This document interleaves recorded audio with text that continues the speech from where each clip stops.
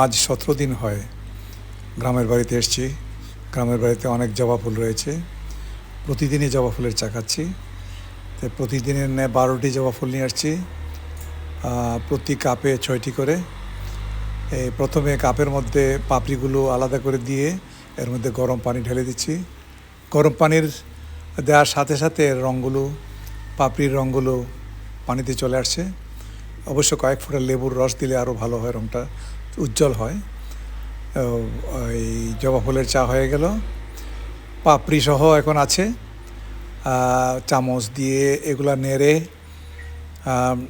পাপড়িগুলো ইচ্ছে করলে ফেলে দিতে পারি, কেউ কেউ পাপড়ি সহ খেয়ে ফেলেন।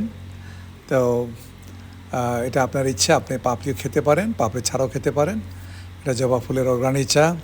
অর্গানিক, সারা দুনিয়া এখন অর্গানিকের জন্য পিছনে ছুটছে। আমরা যা কিছু খাচ্ছি এর মধ্যে কেমিক্যাল অনেকখানি চলে আসে মানুষের শরীরে।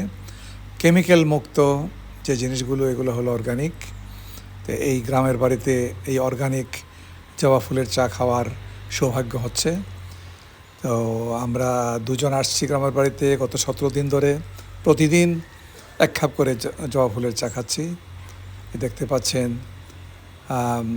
আমাদের এই 2টো কাপ দীর্ঘদিন আগের কেনা।